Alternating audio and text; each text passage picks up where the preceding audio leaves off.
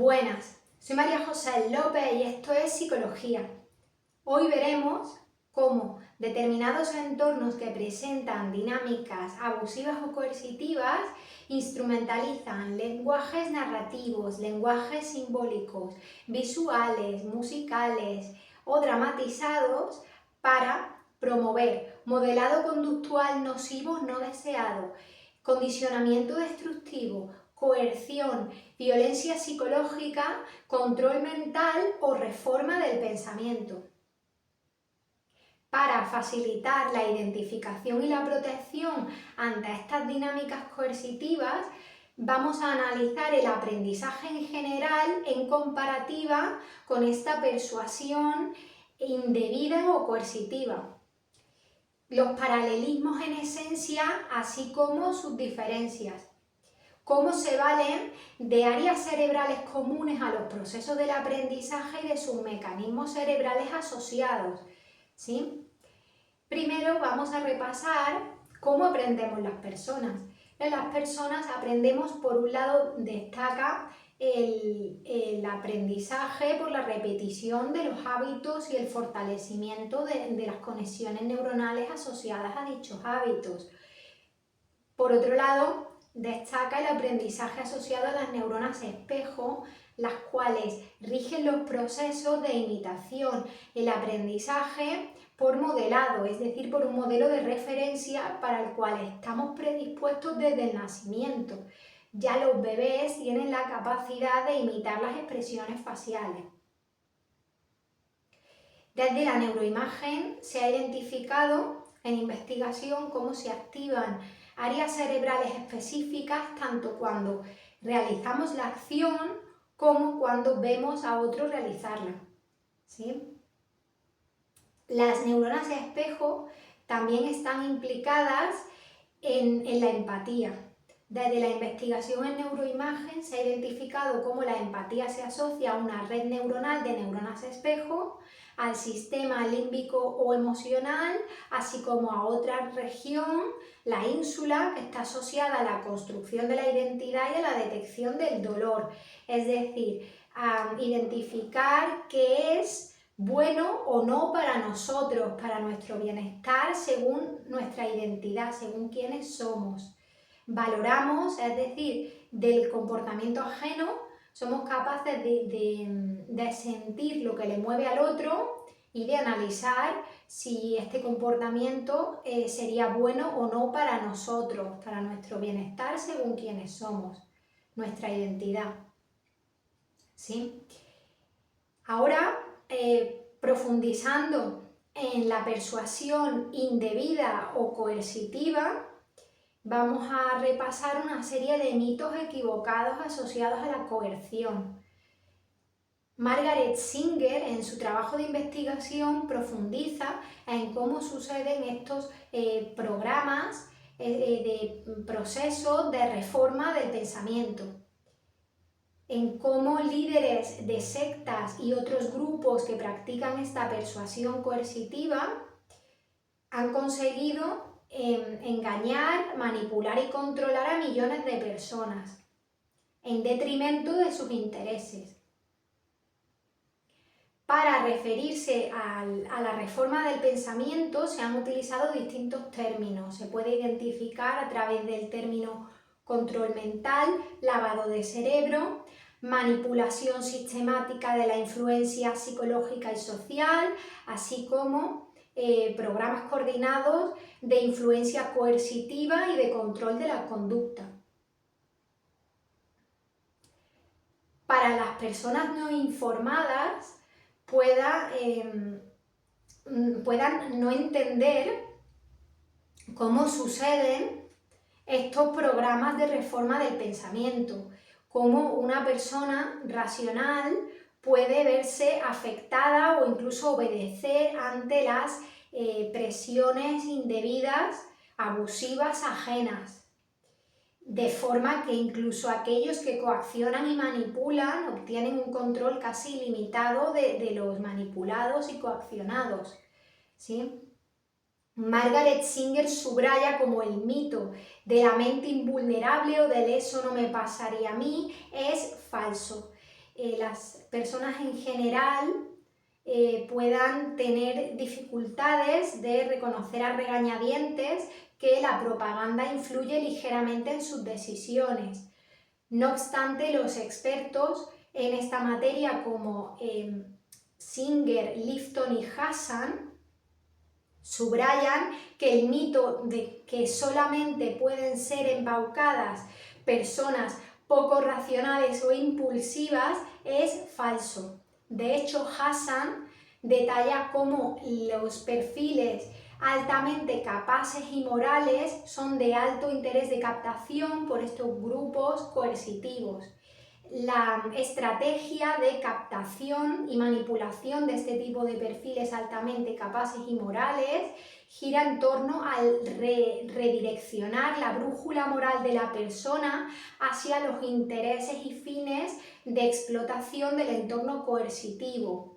Esto lo ejecutan, por ejemplo, a través de disfraces, tomando símbolos y discursos de lo moral, repitiendo estos discursos en apariencia relacionados con la espiritualidad, con la religión, con filosofía, o como si estuviesen ofreciendo algún tipo de servicio de calidad, con falsas promesas de ofrecer ese servicio.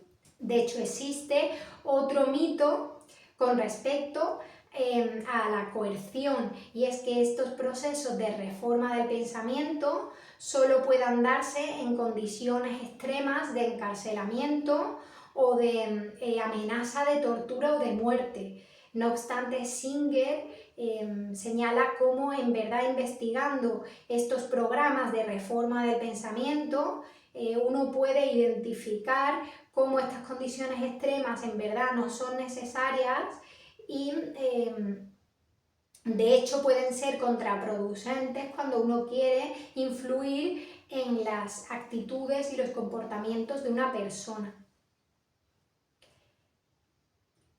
Un elemento clave es el socavar la identidad del individuo.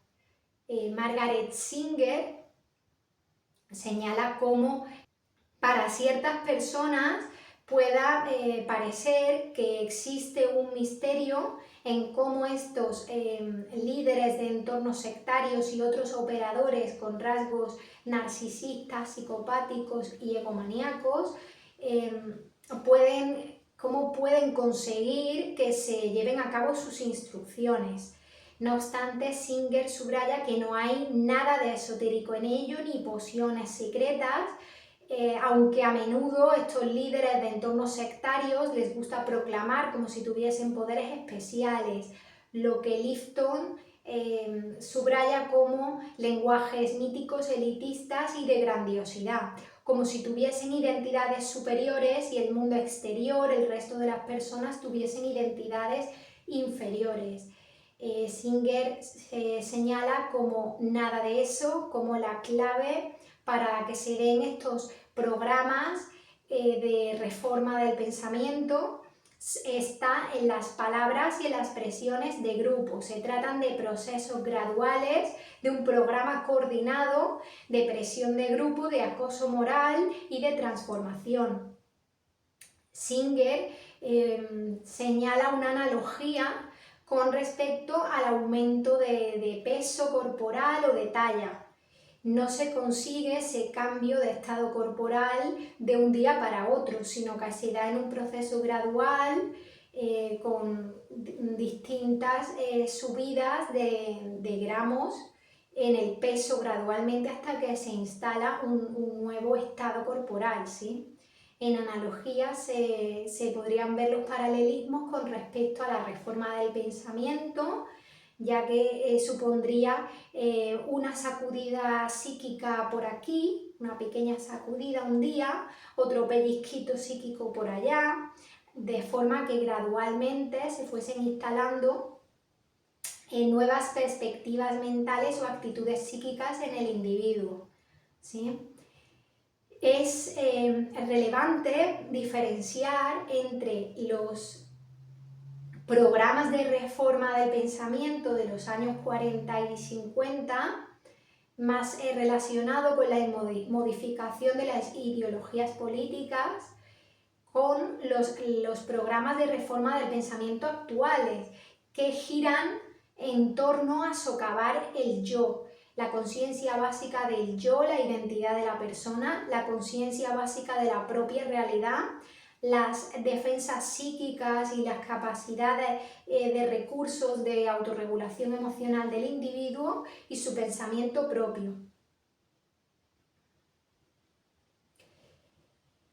Algunos ejemplos cotidianos que en la sociedad nos hemos familiarizado ya con la identificación de este tipo de grupos destructivos son estos grupos con apariencia de pseudoterapias y falsas promesas de sanación, estos grupos de desarrollo personal y de autoayuda, o grupos con apariencia empresarial, de los cuales se han llegado a identificar numerosas estafas piramidales. ¿Sí? Todos estos grupos presentan en esencia en común estas dinámicas de persuasión indebida y coercitiva, tanto para reclutar a los miembros como para retenerlos. ¿Sí? Necesitan inducir en aquellos que quieren reclutar estados de estrés, de frustración, de impotencia y de dependencia. Algunos mecanismos clave que utilizan para ello es el aislamiento. Por ejemplo, pueden empezar demandando, haciendo cada vez demandas más abusivas del tiempo y la energía de una persona, de forma que no le queda espacio para poder seguir en contacto con su entorno habitual. También, por ejemplo, pueden generar deliberados conflictos con el entorno habitual de la persona, ya que de hecho el entorno sectario coercitivo va a partir de la premisa de considerar a todos aquellos externos al grupo como inferiores, ¿sí?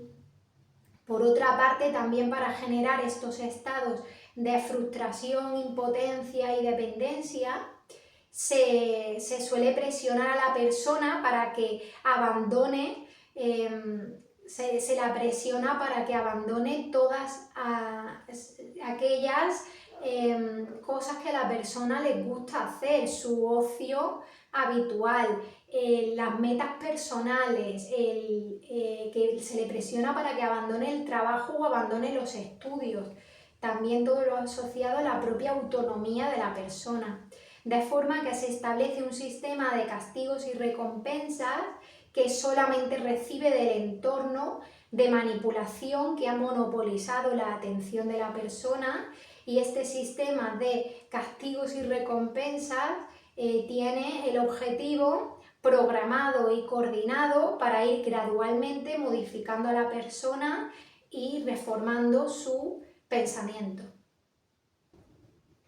Este estudio profundiza en cómo los entornos coercitivos inducen en aquellos que quieren reclutar estados de estrés traumático e impotencia, de forma que progresivamente se va debilitando a la persona y su identidad, facilitando así que el individuo acepte la esclavitud laboral y sexual, facilitando también la imposición de una identidad falsa y artificial, pero funcional para los intereses de explotación del grupo coercitivo. Las decisiones individuales de la persona son sustituidas por esta identidad falsa y artificial que la persona no habría elegido de no ser por la tremenda presión social a la que es sometida. Se induce a las personas a sentir constante culpa y vergüenza sencillamente por ser como son. De forma que el grupo les transmite en esencia: te queremos, pero porque te has transformado, lo que les hace sentir fácilmente defectuosos, de forma semejante a como se acusa a los del mundo exterior de ser inferiores, ya que a poco que la persona se sale de la interpretación del rol que se le ha endosado, el rol artificial y falso, que se le ha endosado, la persona, a poco que se sale de esa interpretación, es castigada.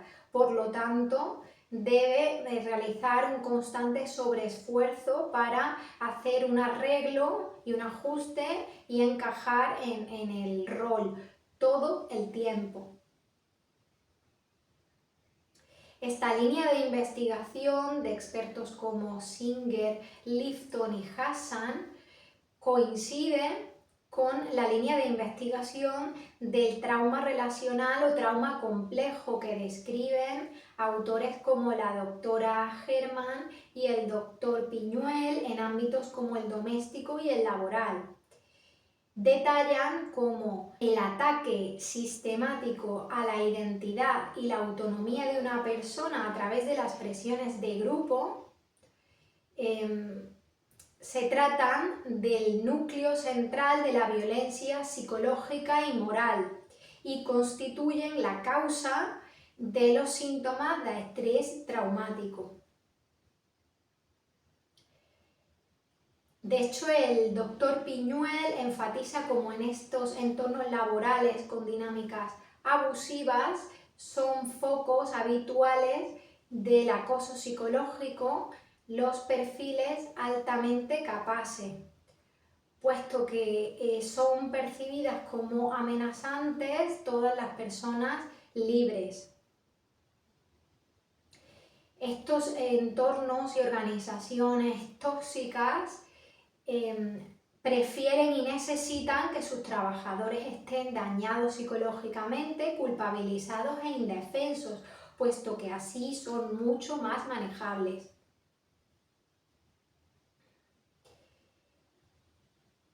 Identificando el lenguaje como clave en estos procesos de acoso y de persuasión indebida, destacamos el apunte que hace el doctor Piñuel con respecto a que en estas organizaciones tóxicas se dan distorsiones del lenguaje. Las palabras pierden su significado, se las ve despojadas de su significado original para pasar a significar un sentido que se direcciona hacia la confusión y hacia la sumisión ciega. El doctor señala ejemplos con respecto a términos como la disponibilidad laboral. El término se ve despojado de su significado original para acabar significando que la persona viva en una imposibilidad de saber cuál es su horario laboral esa semana y siempre tenga que tener supeditada su vida personal a la profesional, ¿sí? Otro ejemplo de distorsiones del lenguaje que proporciona es el término anticipación, y es que también puede haberse despojado de su significado para acabar significando que la persona, los trabajadores deben asumir de antemano las culpas, vivir en un estado de culpabilización, asumiendo culpas de antemano de cualquier potencial error que se dé en la organización. Este apunte con respecto al lenguaje y a la confusión en el lenguaje que se da en estos entornos con dinámicas abusivas coincide con lo que detalla Lifton con respecto a la confusión en el lenguaje que también se da en los entornos más extremos coercitivos, ¿sí? Lifton señala cómo el lenguaje se ve cargado de una jerga que resulta confusa y agotadora. Los nuevos reclutas deben hacer un constante sobreesfuerzo de traducir el lenguaje al idioma de la secta, del entorno coercitivo, lo que funciona de entrada para imponer a las personas que tengan que censurarse ralentizar su pensamiento y reformular lo que van a decir, lo que funciona para frenar el pensamiento propio, estallidos de pensamiento propio o de pensamientos de resistencia ante el entorno coercitivo. No obstante, una vez que la persona se ha adaptado al entorno sectario o coercitivo, ocurre del revés, y es que la comunicación, la conversación con aquellos que forman parte del mundo exterior se torna confusa y agotadora, puesto que la persona ya se ha habituado a estas jergas del entorno sectario y además se ve reforzado por el hecho de que se identifican como inferiores todo el tiempo a aquellos del mundo exterior, lo cual refuerza el efecto de que se torne la conversación con cualquier persona externa agotadora y confusa.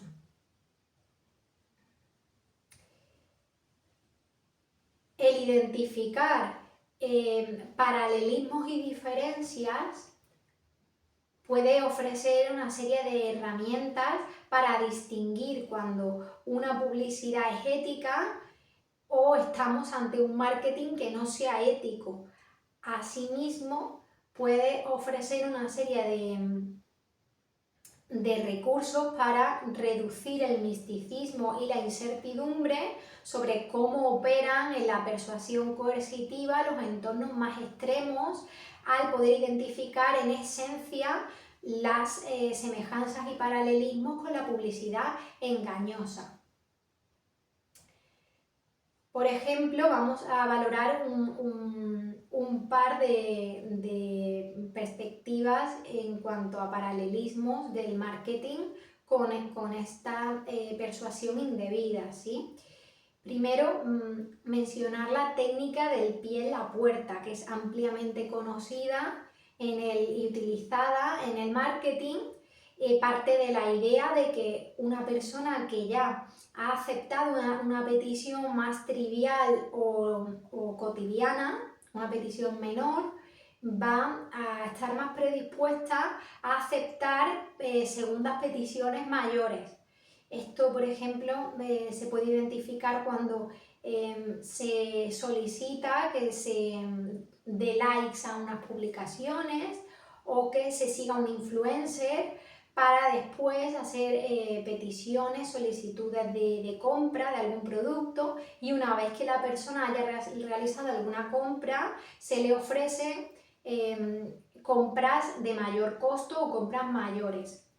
Se han identificado en el funcionamiento de esta técnica procesos psicológicos implicados como la autopercepción, la conformidad y la consistencia.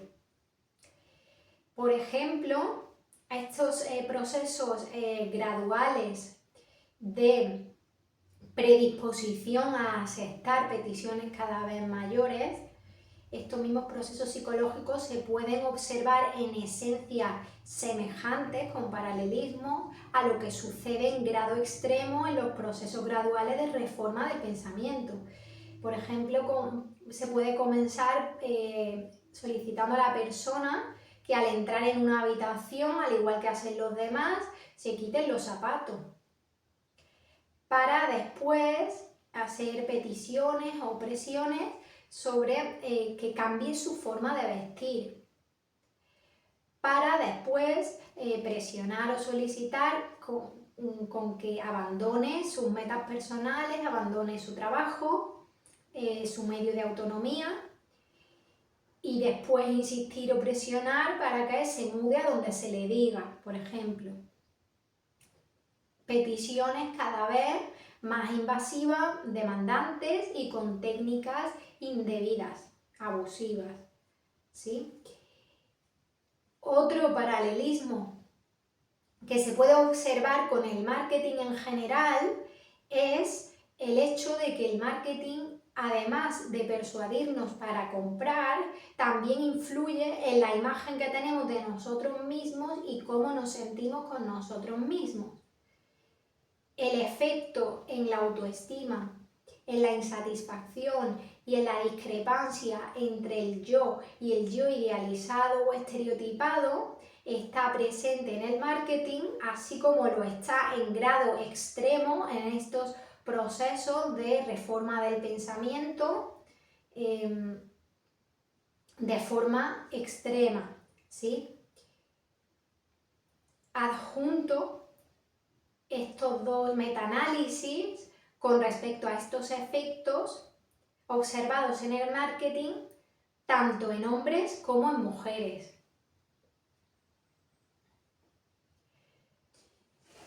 Margaret Singer profundiza en los procesos de los programas de reforma del pensamiento, entendidos como un aprendizaje e influencia social, en comparativa extrema coercitiva con el resto de formas de aprendizaje. El aprendizaje en sus distintas formas, incluyendo la educación, la publicidad, la propaganda y el adoctrinamiento. Destacar cómo, atendiendo a la base del conocimiento y los métodos de instrucción, señala a la educación como que basa sus conocimientos en cuanto a hallazgos científicos, y los métodos que utilizas es la instrucción, en base a la instrucción, mientras que la publicidad se gira en torno a la venta de un producto y utilizando métodos como la persuasión de leve a intensa. Por otra parte, la propaganda gira en torno a la política de masas y utiliza métodos de persuasión abierta, que en ocasiones no es ética. Y por último, la reforma del pensamiento gira en torno a cambiar a las personas y que para ello el individuo sea inconsciente de que se le está manipulando y controlando. Los métodos utilizados son indebidos, coercitivos y nada éticos. Por otro lado, apunta, atendiendo a la base de la comunicación, del intercambio comunicativo y el vínculo entre emisor y receptor, en la educación, señalando que el intercambio comunicativo es consensuado con un límite de tiempo y bidireccional, ya que se comunican en ambas direcciones aprendiz y maestro. En cuanto a la publicidad, la comunicación puede evitarse si se desea. Uno puede evitar ver los mensajes publicitarios si lo desea. No obstante, si bien exista algún tipo de intercambio comunicativo entre el emisor y el receptor, en general suele ser una comunicación unidireccional. En la propaganda se busca que quien recibe los mensajes aprenda y se llega a buscar esa corroboración de que el receptor efectivamente está recibiendo los mensajes. No obstante, también en general la comunicación es unidireccional. En cuanto a la reforma del pensamiento, la comunicación se basa en la unilateralidad, es unilateral total, y el grupo, estos tipos de grupos coercitivos que ponen en práctica la reforma del pensamiento, siempre pretenden retener a sus miembros, ¿sí? Por último, señalar, atendiendo a los mensajes y su falsedad, que en la educación los mensajes no son falsos y respeta las diferencias individuales, se basan en ese respeto. En la publicidad los mensajes pueden llegar a ser parcialmente falsos al concentrarse solamente en lo positivo y también tener objetivos de acallar a la competencia. En la propaganda, por otro lado, los mensajes también pueden llegar a ser falsos o exagerados con objetivos de acallar también a la oposición. No obstante, en la reforma del pensamiento, la falsedad es la base de toda la comunicación y no hay respeto ninguno en absoluto por las diferencias individuales. En el aprendizaje, los procesos de aprendizaje, es clave entender la experiencia cognitiva y mental, que se construye principalmente a través del pensamiento, del lenguaje y de las imágenes. Ciertos entornos con dinámicas coercitivas y abusivas explotan esta manera de ser y estar de nuestro estado mental y cognitivo, así como el hecho de que a través de él aprendemos cómo nos influyen las palabras y las imágenes para controlar a las personas, manipularlas o incluso dañarlas. Estos mismos recursos y mecanismos que nos valen para ser y estar y aprender lo saludable pueden ser explotados para dañarnos y manipularnos. Si bien existen diferencias individuales y emocionales a la hora de interpretar los mensajes publicitarios, también se han observado patrones sólidos de asociación entre la música y el color, debido a las influencias de contextos culturales y experiencias personales. Este estudio profundiza en la eficacia de las ventas en la publicidad, atendiendo a las señales neurofisiológicas de las respuestas emocionales inconscientes generadas durante el visionado de los mensajes publicitarios, como los de los anuncios televisivos, ¿sí? Atendiendo al electroencefalograma, el estudio busca una comprensión más profunda de cómo la interacción y coordinación entre los estímulos visuales y auditivos influyen en la interacción emocional y en la eficacia de las ventas en el marketing.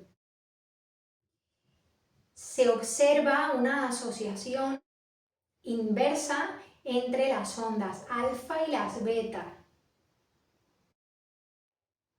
destacándose que la disminución de las ondas alfa asociadas a estados de relajación y concentración se relaciona con un aumento de las ondas beta, más enfocadas en la activación y en la mayor implicación en las tareas cognitivas. Se observan patrones de asociaciones sólidos, por ejemplo, entre los colores cálidos y las progresiones armónicas con la bemol mayor, como la bemol, re bemol y mi bemol, asociadas a estados mentales y emocionales de estabilidad, relajación o calma, ¿sí? Mientras que se observaron patrones entre los colores fríos y las progresiones armónicas de la mayor, como la, re y mi, asociadas a estados mentales y emocionales de mayor excitación e implicación cognitiva. Estos hallazgos respaldan el diseño del marketing multimedia impulsado por las emociones, la evidencia neurofisiológica y la congruencia entre la música y el color. Por otra parte, destacar los anuncios narrativos, que cada vez son más frecuentes en el ámbito tanto televisivo como en Internet. Son estos anuncios que presentan similitudes con el drama, puesto que tienen trama y personajes, ¿sí? En ellos se ha identificado el transporte psicológico como un elemento mediador entre la música y la eficacia de los mensajes persuasivos de estos anuncios narrativos. Se observan cómo llegan a influir en las actitudes, las creencias e incluso los comportamientos de los espectadores. Se identifica como transporte psicológico a la sensación de estar inmerso y perdido en el mensaje persuasivo, ¿sí? Es decir, a estar altamente implicado emocional y psicológicamente en el mensaje, en el anuncio, ¿sí? Se destaca como relevante el papel de la música conmovedora, ya sea la altamente emotiva o escalofriante.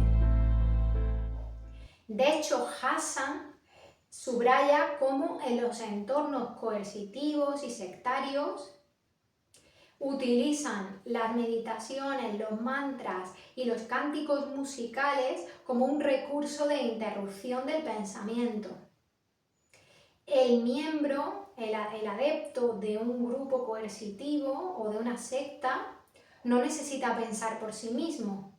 Ya se le ha dicho lo que tiene que pensar. Por ello introducen este tipo de recursos de interrupción del pensamiento para mantener la mente centrada en lo que se le ha dicho que tienen que pensar.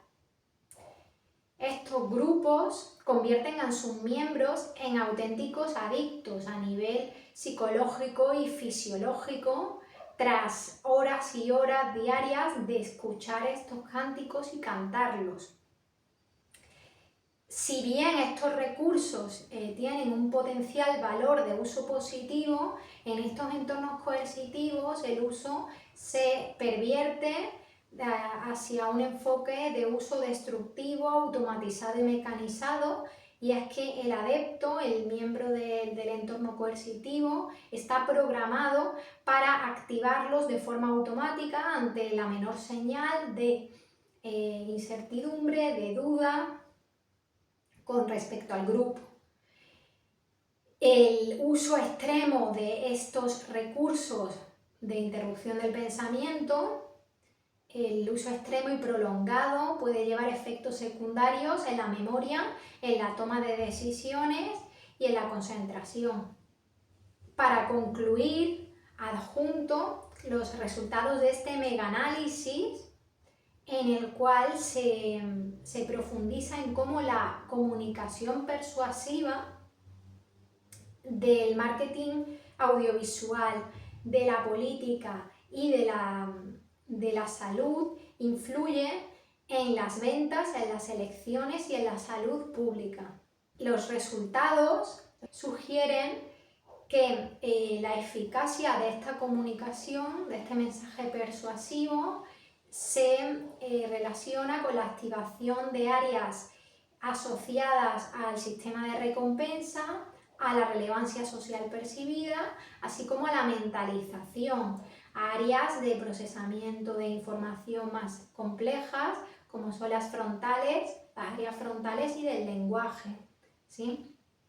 No obstante, por otra parte, se han observado asociaciones negativas entre la activación de los procesos sensoriomotores y la eficacia de los mensajes persuasivos, ¿sí? Es decir, los resultados señalan que una mayor implicación somatosensorial supone un menor calado de los mensajes persuasivos. Los hallazgos sugieren que la persona que se encuentra más presente en su propio cuerpo mantiene una capacidad más regulada de evaluación propia, por lo tanto no es tan fácilmente transportada a estos estados psicológicos, mentales y emocionales que el mensaje persuasivo busca inducir para un mayor calado y eficacia de su mensaje, ¿sí? Esta interpretación de los hallazgos coincide con la amplia literatura y evidencia científica sobre los beneficios de la integración corporal trabajada a través de la meditación mindfulness y la atención plena, con respecto a procesamientos de informaciones más complejos como la toma de decisiones o también observado en el aumento de las ondas alfa que favorecen más estos estados de relajación y concentración, ¿sí? Es decir, que los hallazgos sugieren que la mayor implicación con la conciencia corporal, el desarrollo de esa interocepción, beneficia a procesos de información más complejos que pueden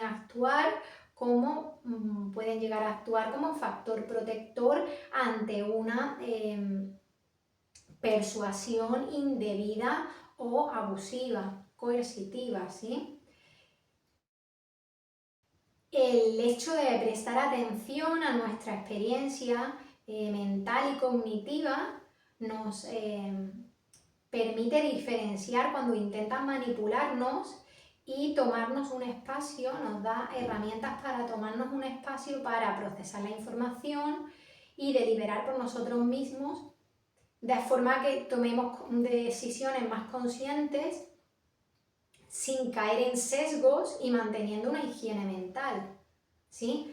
Podemos hacernos preguntas a nosotros mismos como: ¿puedo salir del mensaje persuasivo o estoy perdido en él? ¿Se me permite que me tome un espacio para procesar la información, deliberar y contrastar, o no se me permite? ¿Se me ofrece un servicio de calidad o se me intenta hacer sentir mal para que acepte? ¿Se respeta mi identidad previa o se falta el respeto sistemáticamente a las diferencias individuales? Además, los mismos mecanismos y procesos mentales y cerebrales que son explotados por estos entornos coercitivos y abusivos para que se aprendan hábitos nocivos, ¿sí?, también pueden ser utilizados para aprender lo saludable. Y es que si sabemos el efecto tan contundente que tienen estos procesos de aprendizaje y estos recursos, ¿sí?, de aprendizaje, y lo sabemos tanto por la evidencia de la neurociencia y la salud mental como por la evidencia del neuromarketing, pues es importante que demos un descanso a nuestra mente de tanta hiperestimulación y prestemos atención a qué consumimos a nivel sensorial: narrativas, imágenes, música, dramatizaciones, símbolos, etc., ya que sabemos el efecto tan contundente que tienen en nuestra experiencia mental, en cómo aprendemos, en cómo nos movemos, en cómo pueden llegar a ser un recurso utilizado para dañar o para sanar, ¿sí? Podemos descansar de esa hiperestimulación, de un exceso de intensidad emocional que nos aleja de la realidad práctica, para buscar referencias más prácticas y más reguladas emocionalmente. Podemos descansar de estos roles idealizados y estereotipados que no se ajustan a nuestras necesidades reales, para buscar modelos de referencia más ajustados a nuestra realidad, a cómo somos, nuestras decisiones individuales, nuestra identidad, ¿sí? Porque el hecho de mantener esa higiene de esa experiencia mental y sensorial es que, aparte de estar beneficiando a una higiene mental y un bienestar a nivel fisiológico de la mente, ¿sí?, más relajada, menos saturada y estresada, es que nos proporciona ese espacio para poder procesar información, deliberar, tomar decisiones conscientes y mantener nuestra identidad, ¿sí? Porque no se trata de bloquear toda influencia, sino de mantener esa capacidad de poder decidir qué influencia dejamos pasar y cuál no, y teniendo presente para ello nuestro bienestar y quiénes somos, ¿sí? Espero que os cuidéis mucho y que, si os ayuda o os interesa, podéis darle a me gusta o contarme en comentarios cómo mantenéis vuestra higiene mental ante tanta hiperestimulación. Saludos, muchas gracias y hasta pronto.